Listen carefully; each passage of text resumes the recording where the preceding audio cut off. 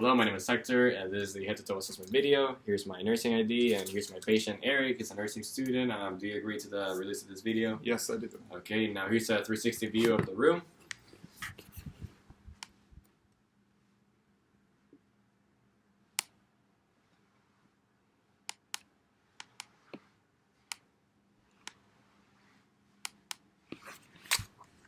Okay, so I'm going to start by gathering my supplies, washing my hands, introducing myself. Good morning, my name is Hector. I'll be your nurse today. Then identify the patient. Could you please tell me your full name? Eric Thompson. And your date of birth? April 1st, 1995. Okay, once I've done this, I can go ahead and provide some privacy and explain the procedure. So I'm going to be doing a head-to-toe assessment today. How are you feeling? Feel good. Okay, do you have any history of pneumonia or No, I do not. heart attacks? Nope. Okay. Do you know where you are? No, yes, my apartment. Do you know why we're here? Doing a head-to-toe assessment. Okay, and do you know about what time it is? It's about maybe 1 o'clock. Okay, so throughout this, I'm also checking on the patient's position for it to be upright. He doesn't seem to be struggling with like breathing or anything. His hygiene and health seems to be fine. He's well groomed. He looks healthy. He looks clean. Okay, and I'm also checking for, so his mood seems to be optimistic. His behavior is cooperative. Okay, he's also alert and awake and arena times 4. Okay, and his speech is clear and articulate. Okay, so now after this, I'll be asking, do you have any pain? I have no pain. Okay, so Eric doesn't have any pain. Now I'm going to be checking your radial pulse. So you can just put your arm, just leave it right there, turn it around. So I'm going to start by assessing if his pulse is regular or irregular. Okay, it seems to be regular and strong with a level of 2+. So I'll be counting for 30 seconds. Please relax and remain silent.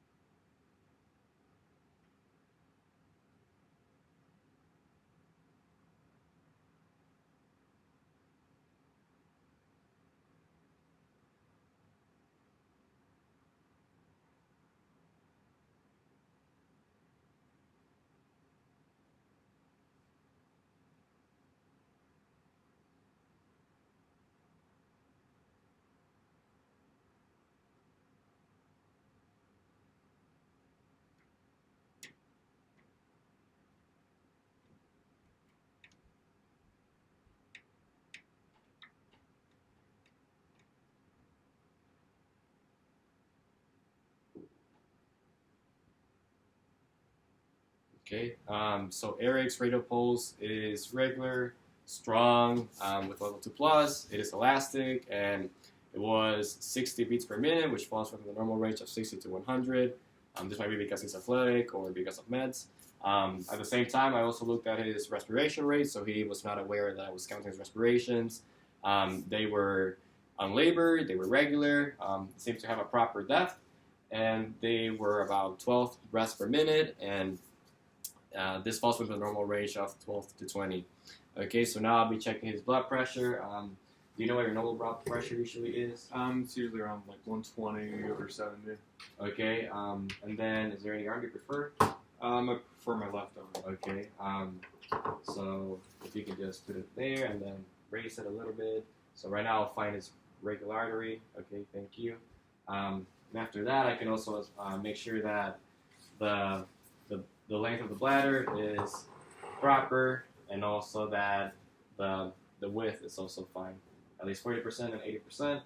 Okay, so once that I found the artery, I can go ahead and wrap it around his arm. Is there any reason why I shouldn't use his arm, like surgeries or? No surgeries. Or Avichon's fistulas? Nope. Okay, so after this is done, make sure that it's not too loose, not too tight. Thank you. Okay, so I'll go ahead and put on my stethoscope, palpate the artery again, and start listening. Then make sure that his legs are not crossed. Okay.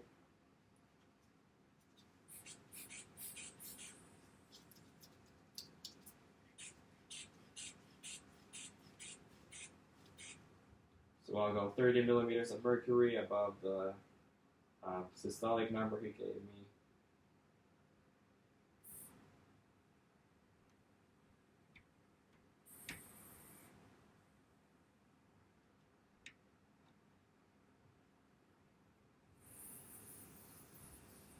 Alright, so that was 118 over 66, which is within the normal range of blood pressure.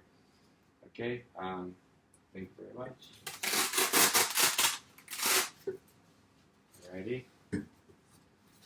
Now I'm going to be assessing for his head, his face, and also for Perla. So his head seems to be normocephalic. It is midline and proportionate to his body. For his face, his nose is midline. The corner of his eyes aligned with his ears, and also his skin tone is tan. I don't see any color variations. It's not too moist, not too dry, and it's in a clean condition, healthy condition. Right now, I can also look for his hair and check for even distribution. Also for like any parasites, which doesn't seem to be the case. I can also check around his neck. Okay, and that seems to be fine. All right, so now I can also check for symmetry with and without movement. So if you can please frown. Okay, and also puff your cheeks, raise your eyebrows. Okay, so there is symmetry with and without movement. All right, now I'll go ahead and check for Perla. So please look straight ahead, and I'll be shining a light on your eyes in a moment. So that might feel a little bit uncomfortable. I'm going to start by looking at his pupils size. Okay, that's about 3 millimeters. And 3 millimeters on the other side as well. So they're equal and round. Now I'm going to assess for the light reaction. So now I'm going to shine the light. You can look straight ahead. Okay. So, right. So right now there is reaction to direct light on the eye. The shine is being shine on. Okay. And right now there's being reaction on the other side of the eye, on the other eye. So there is reaction to light, to indirect and direct light. All right, now please look straight ahead. Please keep your head still, look at the tip of the pen light. Your eyes might cross, that's normal. Okay. Okay, so his pupils converge and constricted, showing that overall Eric's pupils are equal, round, reactive to light, and also accommodation. Okay, now I'll go ahead and look at his arm. So I'll be inspecting it, palpating it. So let me know if you have any pain at all. So I can also palpate his shoulder, palpate around his arm, his elbow. Any pain at all? No. No. Okay. Right now I can also check for capillary refill, which is underneath 3 seconds. That's normal. That's good. There's no redness, no inflammation. Temperature is fine. The moisture is neither too dry nor too moist. Okay, and there's really no observations on color variations or lesions. Okay, so now that we're done with that, I'm going to be listening to your heart and your lungs. So if you want to please take your shirt off. Okay. We're going to start with your lungs. I'm going to start by looking at your back, by assessing your spine and also your chest expansion. So I don't know if you want to turn around so the camera can look. And so I can start by making sure that his spine has no curvatures, which seems to be the case. Okay, now please take a deep, full breath. Okay, thank you. So as you can see, the spine configuration is good, and also his chest expansion is appropriate with 2 inches of expansion. Okay, now I'm going to be listening to your anterior side or your front side of your lungs. So I'm going to go ahead and put on my stethoscope. Whenever I put it on your skin, please take a deep breath, and whenever I switch spots, just repeat. Okay, so take a deep, full breath. Okay, now do that again.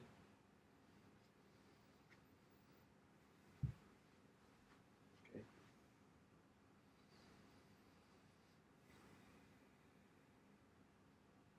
We're going to keep doing this in a down across pattern.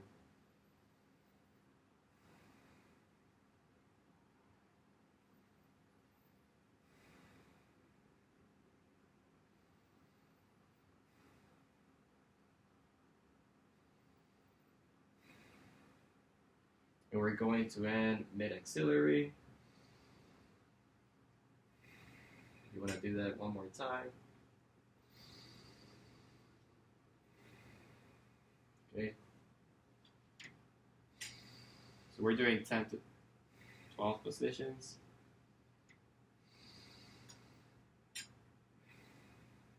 Okay, so overall, Eric's anterior lung sounds are clear bilaterally and throughout all the lung fields. Now we're going to repeat this on his posterior side. So same thing as before, Eric. Just keep taking deep, full breaths. If you feel tired, let me know so you can rest.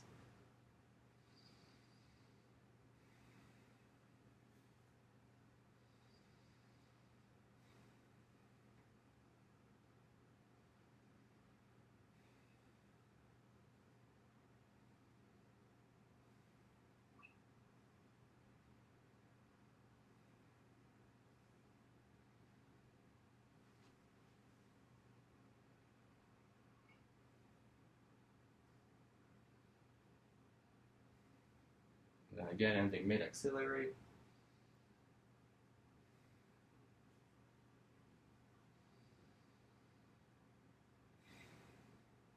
Okay, so Eric's posterior lung sounds are, again, clear bilaterally throughout all lung fields. Yep, no sounds of crackles, wheezing, or anything else. Okay, so now I'm going to be checking for his heart sounds. You can just stay sitting right there, upright. I'm going to start by the aortic position, which is on the right second intercostal space. Okay, and it's also next to the sternal border. Okay, now I'm going to move to the pulmonic position, which is on the left side, second intercostal space, next to the sternal border.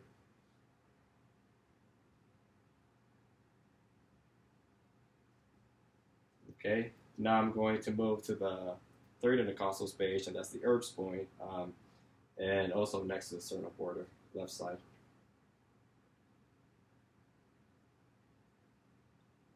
Okay, so now I'm going to move to the fourth intercostal space, where it's the tricuspid position, and also next to the sternal border.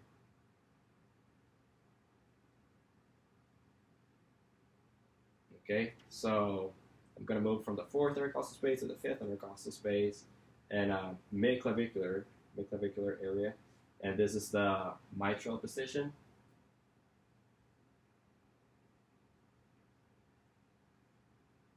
Okay, so Eric's heart sounds are regular. I don't hear any extra murmurs, any extra sounds, so no S3, no S2. S1 is the loudest at the apex, and S2 is loudest at the base. Okay, so once this is done, I'll go ahead and I'll check for your abdomen. So you can actually put your shirt back on, and then you can lay on the bed.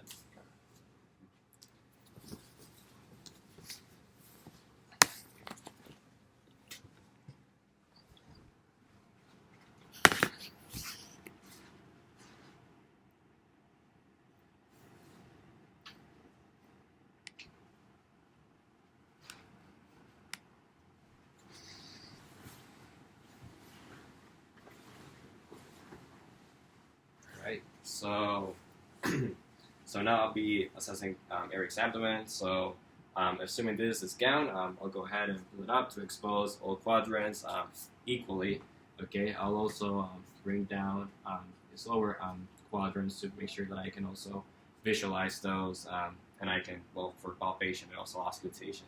So I'm going to start by assessing the skin color, which is tan.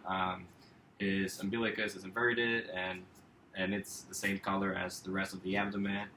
There are a couple of lesions on the center of around the umbilicus. This seems to be secondary scars. Do you know where the source from this came from? Yeah, yes, a burn. Okay, so these are burn scars. Okay, they don't seem to have any sort of infections or anything. However, okay, now I'll assess for the contour, and it is flat. Okay, it is not rounded, not scaphoid, not distended. There seems to be symmetry on all quadrants. Okay. Now I'll go ahead and do you have any pain on your abdomen? I do not have Okay. The reason why we ask this question is because we want to start on the right lower quadrant usually, but if they have pain on whichever quadrant they have pain on, that's where we want to end. Okay. So now I'm going to go ahead and check for his bowel sounds. Okay. And I'm also going to be checking for the frequency of this, so I have to time this. So I'm going to start in his row left quadrant.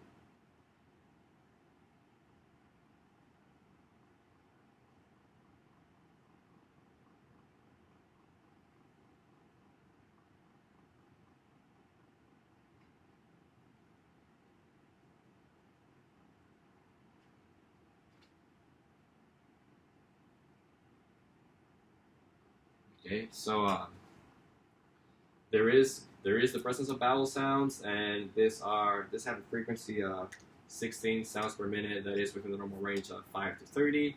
Yeah, so there is activity in his bowels. Okay, so once this is done, I'll go ahead and palpate. So if you have any pain, please let me know.